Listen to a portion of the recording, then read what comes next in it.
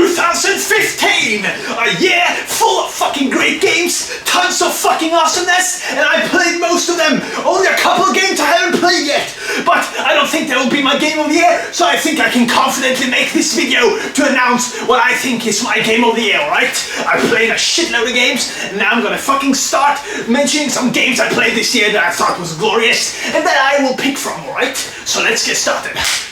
We've had tons of different genres, with tons of different games, with tons of different quality, and I gotta say, I'm quite pleased with 2015. I think 2016 will still be a better year than this year, but who gives a fuck? Let's enjoy this year for what it is, and look at 2016 as the potential glory period of fucking PS4 and Xbox One for those who plays that shit console.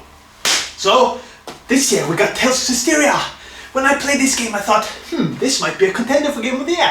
And I enjoyed it. I don't get why people hate it that much. I can see why people think it's a lesser Tales game, because I too think it doesn't challenge the best of Tales.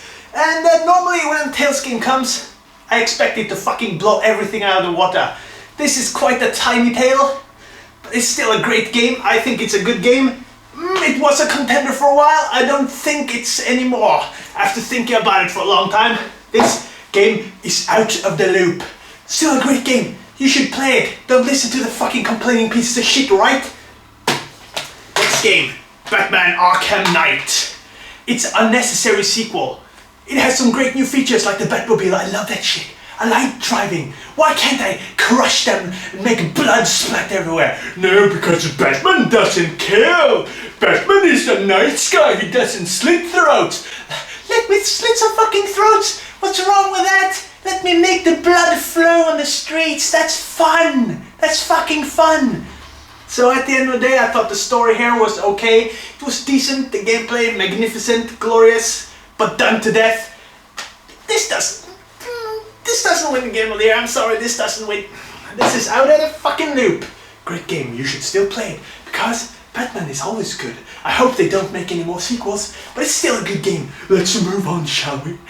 Mad Max, the Ripper Edition. Ha! I got the fucking extra car look when I bought this game. Ha! The Ripper Edition. The exclusive DLC sucks, but I still enjoy when I get it, when I don't pay more for it. DLC should die. Still, this game, it's not a Game of the Year contender, right? I can say that right now. It's not a Game of the Year contender. Still a great game. It's got all the problems with open world games, but I still enjoy it. This is a good fucking addition to the Mad Max universe, and I enjoyed it 100% when I played it. You fucking crush skulls in. You fucking nail enemies with bats to the head. You get a fucking nail into their head and you hear the sound go something like this. I love that shit. Violence. I can't get enough of violence. Violence in video games. It's the best thing on the planet. I swear to God, if a game isn't violent, it's fucking boring. Of course I'm joking. Or am I? Maybe I'm not. Am I joking? I don't give a shit anymore. Let's move on. Metal Gear Solid 5, Phantom Pain, the biggest fucking disappointment this year. The story is Kojima's worst work. I thought the gameplay still was great. I put a review of it in the past. It's a good game. When I started playing it, it kind of blew my mind how good the open world gameplay was in this game. But the more I played it, the more disappointing it was. So no, this is not the Game of the Year contender. It's a fucking insult to put this game as a Game of the Year contender. It's a fucking insult to all things that are great. This game should have been 10 times better, and I blame Konami for it. Kojima, he should have had one more year to fucking make this game superb. But now, it fucking isn't, alright? So let's move on. Bloodborne, the new IP of From Software. Great game. I love it from start to finish. I put some 100 hours or something into this game. The replay value is as good as the other Souls games. And quite frankly, I think Dark Souls 3 will be 10 times better than Bloodborne. But Bloodborne was a great diversity to the series, and the gameplay was fucking spot on. I had a blast with this shit. But as a story appreciator, as someone who likes diversity in my RPGs and shit like that, I thought this game came out a little flat. So, I don't think this is the Game of the Year winner. here comes one of the biggest contenders, which is cliche as fuck to mention, mind you, because sometimes I too like the cliche choices. And let's fucking talk about The Witcher 3 a little here. The combat is a little bit lackluster.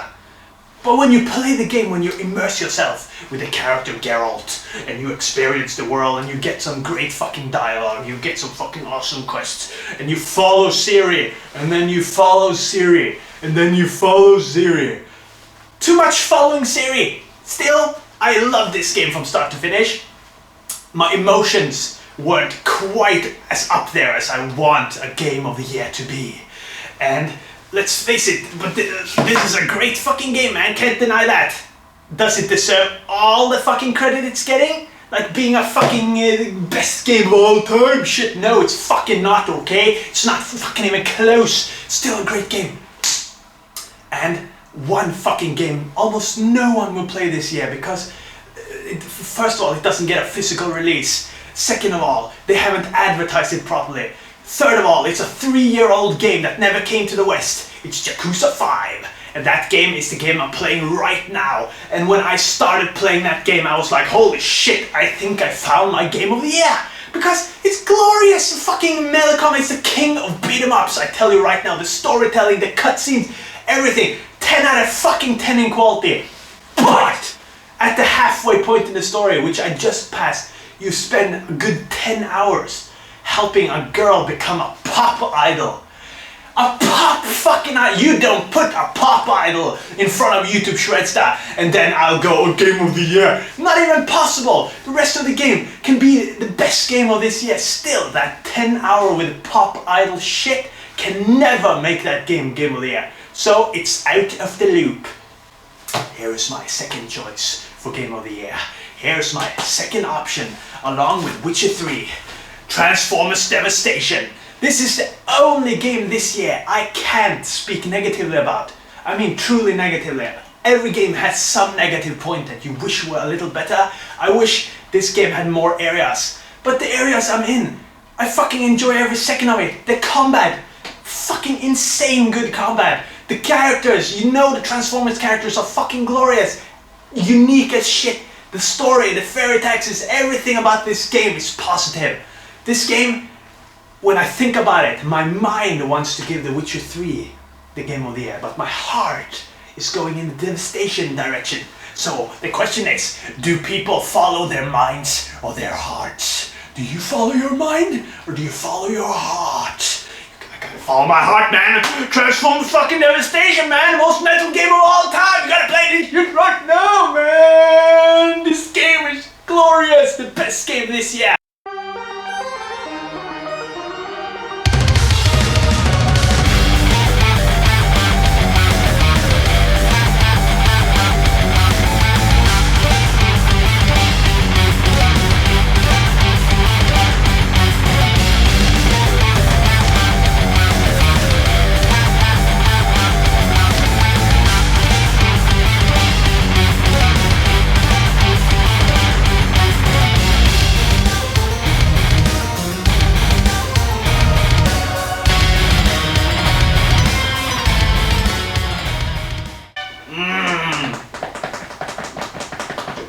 For the record, I'm not even interested in playing Fallout 4. Fallout games look like shit to me, okay? I played Fallout 3.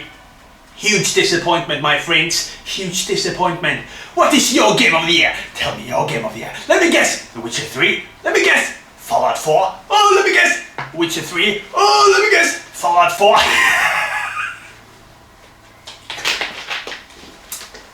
See you later, fuckers. Adios.